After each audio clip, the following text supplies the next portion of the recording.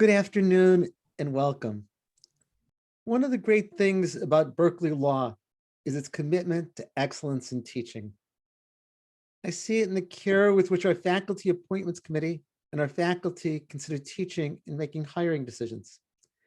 I see it in how much weight it receives in promotion and tenure decisions. I see it in the wonderful programs on pedagogy for the faculty put on by Associate Dean Molly Van Heiling and their sizable attendance by the faculty. I see it as I read the teaching evaluations each semester. One of the crucial aspects of this emphasis on teaching is that each year Berkeley Law bestows the Rutter Award for teaching distinction.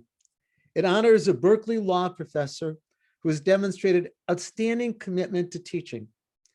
The annual award was established in 1995 by William A. Rutter, a philanthropist, a lawyer, an educator, an author.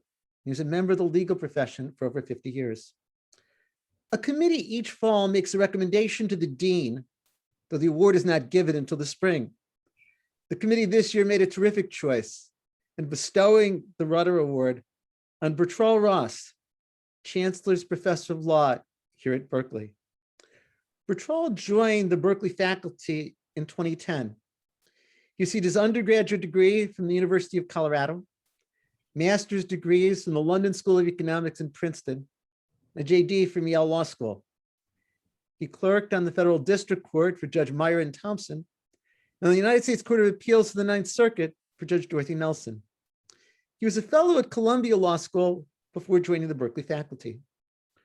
Bertrall teaches constitutional law, legislation, and statutory interpretation, election law, and recently a voting rights practicum, among other subjects.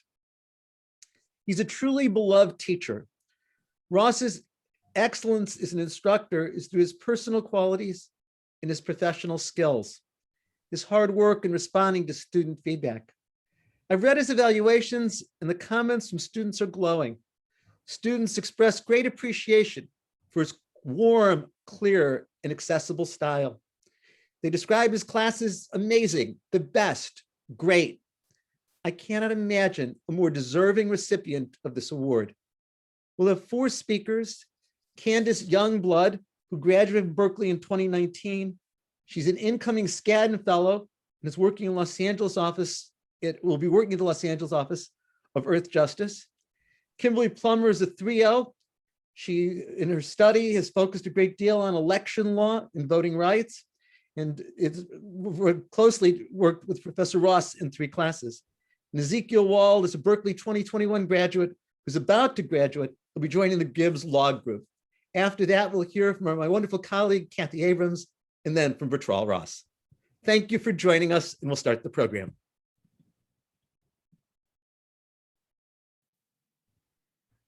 Good afternoon, everyone. My name is Candice Youngblood, and as Dean Chemerinsky mentioned, I'm a former student of Professor Ross's. During my years at Berkeley Law, he helped me realize that rather than shying away from our differences in fear of being viewed as an imposter, we should embrace those differences. In doing so, we just might empower another person to feel comfortable being themselves. Professor Ross did that for me. Professor Ross will often share a story with his students about his early days of teaching.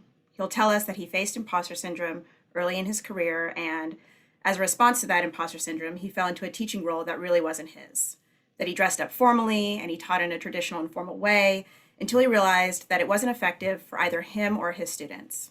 As a result, he loosened up and became more comfortable with himself.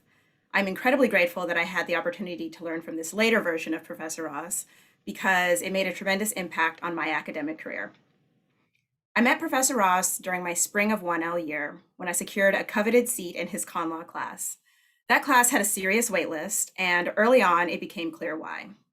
Simply, Professor Ross has good energy. An example, his cold call style. Professor Ross has everyone fill out this standard index card that professors give you to fill out at the beginning of the semester to get to know you. Many professors ask a fun fact question, and Professor Ross's was this: if you were on a professional baseball team, what song would the stadium play as you walk out onto the field?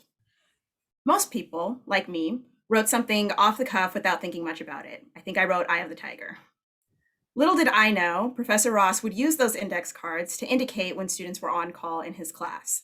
So as students enter the classroom and they head toward their seats, Eye of the Tiger would be blaring through the speakers indicating that I would be on call.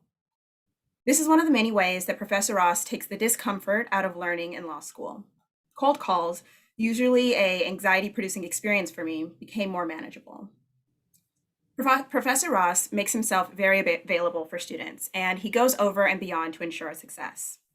Because of his positive and friendly energy in the classroom, I started going to his office hours. After underperforming my first semester of law school, I was demoralized going into my spring semester of 1L. Toward the end of the semester, he offered to grade a practice exam for me to help improve my test-taking abilities.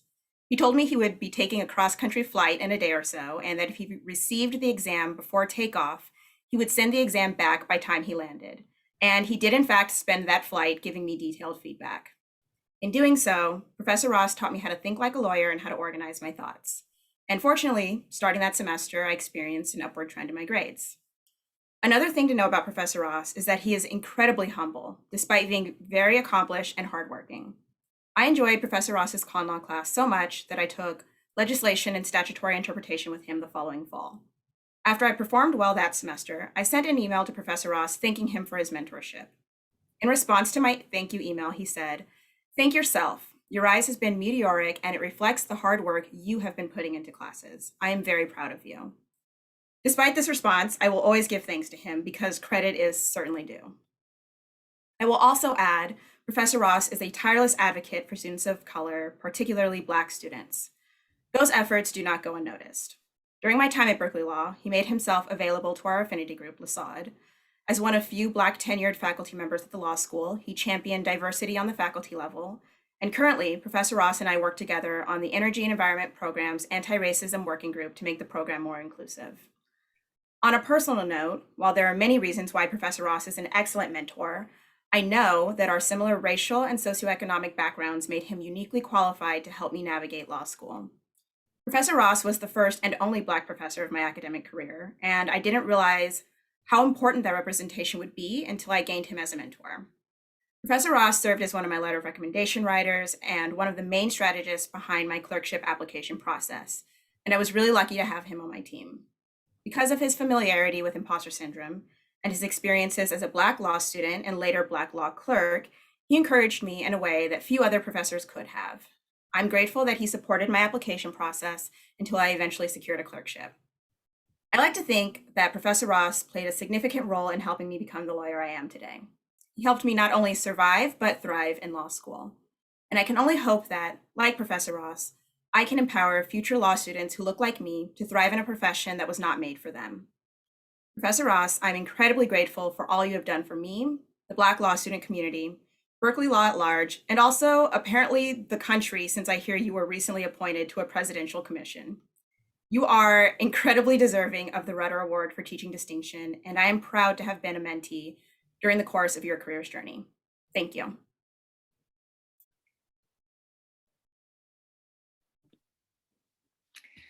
Hello, everyone, and thank you, Professor or Dean Chemerinsky and Candice for those wonderful comments. I promise we didn't plan this, but I also chose Eye of the Tiger as my walkout song for my first year constitutional law class. And I spent the whole first part of the semester dreading that song. You know, as many who were looking for a confidence boost before me had done, I thought that would be the perfect entrance to what would be a very stressful day of class. But I quickly learned that I was dreading this classic piece of music for no reason. As anyone who's been cold called in Professor Ross's class can attest to, they feel much more like a conversation than an exercise in memorization or an interrogation into the mind of whatever Supreme Court justice wrote the opinion that day. And on my lower stress days, when I wasn't on call, I was always impressed by how he was able to curate an environment where people were able to share their opinions without the fear of sounding silly or without the need to filter themselves for fear of a small misunderstanding. And in a class where doctrine was both new, deeply important, and sometimes deeply contentious, that wasn't a small feat. Another thing that stood out to me was Professor Ross's ability to force me to think hard about all of the arguments in the room. I like to think that I've evolved a little bit since my first class with him almost 2 years ago.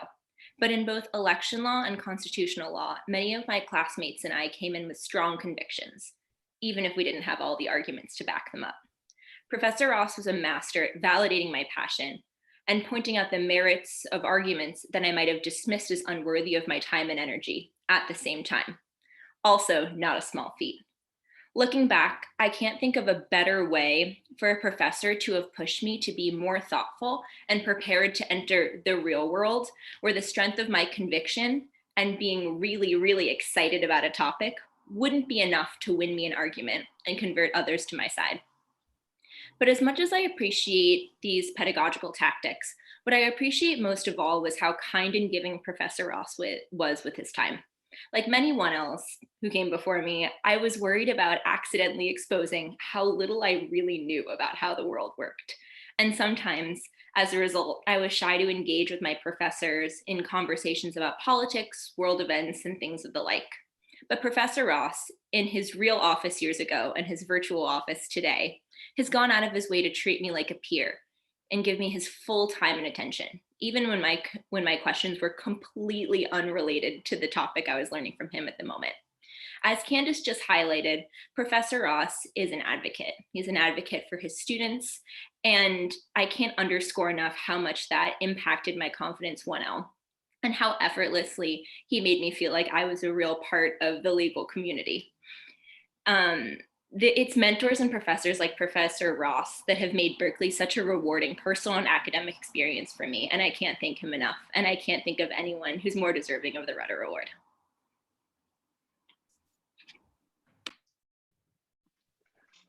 Hello, everyone. Well, Candice and Kim are certainly tough acts to follow, but I will do my best, even if I did not have Eye of the Tiger as my own walk-up song in Professor Ross's con law.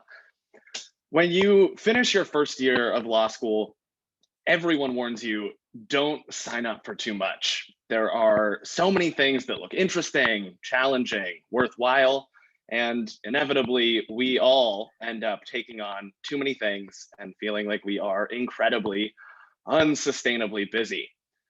And then you meet Professor Ross and realize you haven't even scratched the surface.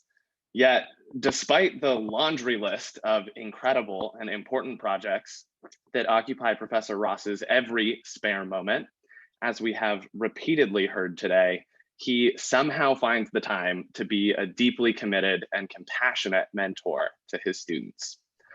I signed up for Professor Ross's election law course in the fall of my second year. I had no experience with the subject matter, but I was absolutely taken with the course. In our initial 15-minute meeting to review my prospectus, Professor Ross spent more than half an hour helping me explore my ideas, identify connections to other work, and develop a research agenda. When that meeting ended, he told me maybe I should consider a more expansive project. In retrospect, I would guess he regrets that decision. He spent months after the course ended reviewing drafts and outlines, giving freely of the time that I know he did not have to offer me thoughtful and meaningful feedback, to challenge me, to engage with me, and to make me think more deeply and more clearly about what I was interested in and why. His mentorship throughout that process was invaluable to my law school experience. I am an immeasurably better writer, a better thinker, and a more curious student because of the time, care, and attention that Professor Ross gave me both inside and outside of his classroom. And he brought that same level of attention and thoughtful guidance to every aspect of his work with his students and to the numerous other ways that he volunteered his time to mentor others. A month into my first semester as an articles editor, what may well have been the most overwhelming experience of my life, Professor Ross met with our team. In that single hour, he was funny, kind, thoughtful, empathetic, wise, all of the qualities that he brings to his teaching and to his students. He made us feel heard, understood, and respected. He gave us guidance. He challenged us and motivated us and listened to us. He took what was an incredibly overwhelming and challenging experience, and he made it feel fun, interesting, and meaningful. He is brilliant, but he is also thoughtful and empathetic, and he cares deeply about his students, his mentees, and those who come to him for advice. Law school is an incredibly overwhelming and challenging experience, but because of professors like Professor Ross, it is a more fun, fulfilling, and rewarding one. He has played a huge role in my own law school experience, and I am deeply thankful to have had the opportunity to be his student. Thank you. Hi, everyone. I am delighted to be here today to help celebrate Bertrall Ross. I remember the first time that I watched Bertrall in the classroom. It was his third or fourth year of teaching, and I was asked to observe his election law class, which I think was then called the Law of Democracy, as part of his pre-tenure review. I really hate this kind of class visit. It seems like an intrusion on a relationship that a colleague has taken great pains to build with their students, and it can feel additionally awkward if that person is a relatively new teacher. But this was a class I'd taught for a number of years before, and I knew Bertrall was a friendly and receptive person. And so I thought, I'll have a few things to suggest. We can chat a bit about teaching, something that happens fairly infrequently. It would all be fine. As I watched the class, I realized that the idea of friendly advice was not exactly the way this was going to unfold. As the class started, Bertrall was taking students through a discussion of the state-sanctioned vote suppression and the social movement activity that had given rise to the Voting Rights Act. What first got my attention was the easy flow of the discussion. This didn't look like a new teacher anxiously searching for the student response that was going to get him to the next point he wanted to make. Bertrall was listening really carefully to each student who spoke. You could almost see him turning the comment over in his mind, casually throw out an idea here or there, and then let the next person take the ball. He was more engaged in the discussion, and his hold on the direction of the class was both more relaxed and more confident than I'd expected to see. And the students, most of whom I knew from other classes, were responding brilliantly. This was a class of second and third years, and they were behaving as avidly as if it was the first semester of first year. I was equally struck by the analytic sophistication that was emerging from this surprisingly informal exchange. After about 15 minutes of insight building on insight, the conversation seemed to come to a rest, and Bertrall flashed on the next PowerPoint slide. This slide, I kid you not, encapsulated precisely the place at which the conversation had ended and touched on several of the points that had been made along the way. I was totally baffled. I thought, how on earth had he managed that? So at this point, I shifted gears from giving advice to thinking, maybe there is something I can learn here for my own classes. As it turned out, that didn't pan out so well either. Bertrall's approach was based on a skill set that was not easily transferable. For one thing, he was really funny, something not all of us have in our wheelhouse. And his rapport with the students came from his own distinctive persona, which was part analytic wunderkind, part multimedia jock. Somewhere in the class, he dropped this great black and white video clip of Lyndon Johnson declaring, "We shall overcome," as he announced the Voting Rights Act, and part the older brother that everybody wishes they'd had. I finally stopped trying to figure out how he made the whole thing work, and I just sat back and enjoyed the ride. Over the years, I've had other chances to observe Bertrall's strength as a teacher. I once watched him teach a con law class in which he described, analyzed, and contrasted 4 major affirmative action cases, dissents included, in half an hour without even appearing to rush. And as I taught writing seminars, I discovered his unparalleled influence as a mentor. Several times a semester, I'd talk to a student about a paper topic that touched on one of his areas of expertise. And I'd say, you really ought to talk to Professor Ross about this. The answer almost invariably was, I already did. And there would often be a story like the ones we've heard today about how he'd steered a student through a rough patch in their writing or in their understanding of a substantive area, and they'd emerged with a confidence that they hadn't felt before. I've also seen Bertrall bring to his role as a colleague many of the same strengths that he has as a teacher. He's a great listener and knows how to draw out people's views without making them uncomfortable, whether this is investigating the climate for the Equity and Inclusion Committee or interviewing candidates for faculty appointment. And he's a wonderful speaker who can reliably make a whole room full of grumpy, opinionated colleagues laugh. Whether he is offering the kind of dazzling yet down-to-earth insight that only he can make, or revealing a hard truth that we all need to hear. And he seems to have the time and the attention for everyone who needs to talk with him, even though you have to wonder when the guy sleeps. I think it's particularly poignant that we can't all be together for this celebration.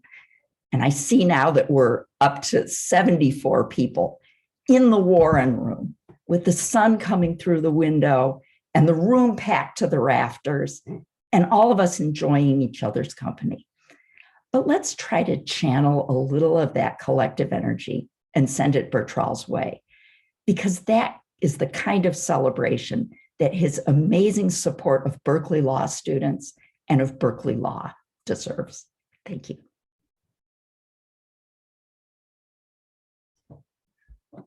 Wow.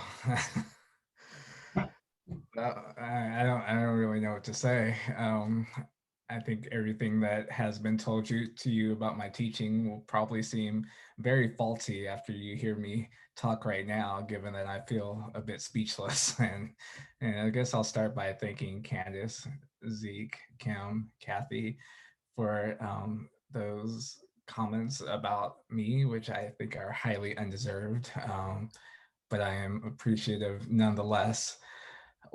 I remember one of my first classes in which I taught. I was standing outside the hall.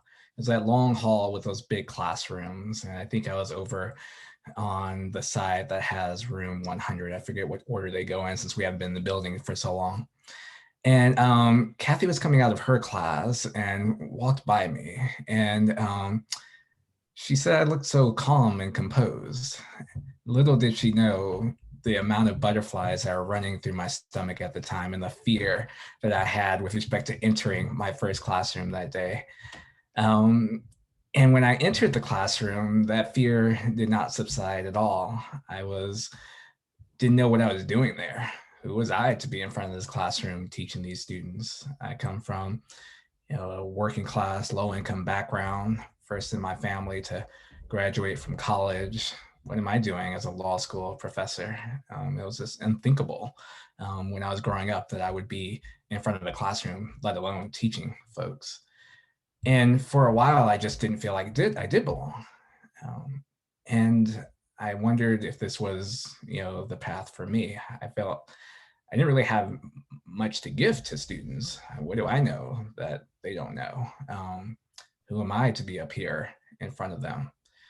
And that feeling, which plagued me through parts of law school, plagued me through parts of grad school, plagued me through parts of my undergraduate education, stayed with me for a while that semester as I tried, as Candice said, to be something that I wasn't. I tried to fit in by being that professor that I saw in front of the classroom, which was often a white male professor who had this formal approach and this air about them that made everyone recognize him as the expert. But then I recognized after a while that this isn't about me. I need to, in a sense, decenter myself. I'm here for a reason. The Berkeley Law faculty thought I should be here. And so now my role is to try to identify and figure out what these students need and what I can best give to them. And so I early recognize some of my strengths and weaknesses. I recognize that I'm not that good at formal lectures for long periods of time. It just doesn't really flow out of my mouth very well. But I'm okay at conversing with people. I'm a good communicator. I had to learn to communicate with people, being an only child, needing to make friends as my family moved around quite a bit when I was young. So I had to learn that skill. So let me see if I could figure out how to be a communicator with my students. Let me just turn this classroom setting to something a little bit more conversational. And then another thing that I recognize in myself is that I really care about people, and I really care about the students that are coming into my classroom, and I want them to succeed. I want them to all, get the high honor in my class. I want them all to be professionally successful. And then I started to think, what can I do to get them to that place? And so part of the key of what I wanted to do was to make myself eminently available, to be their supporter, to be their cheerleader, to help them with the confidence. Because what I found is that, when I was failing in school and early parts of my life, a lot of it had to do with the lack of confidence, lack of sense of thinking that I can do it. And I had a teacher when I was young that gave me that sense that I could. And so if I could provide that to some students, then that would, perhaps go some way towards their path of learning. And so I tried to kind of remind myself of those things of myself that I might be good at, and to convey that spirit and give that part of me that I could give. And as I developed as a teacher, one of the things that I learned is that actually I'm getting so much more out of this relationship than I think I'm giving to them. Because once I learned to decenter myself, I learned to recognize just the brilliance from my students in the classroom.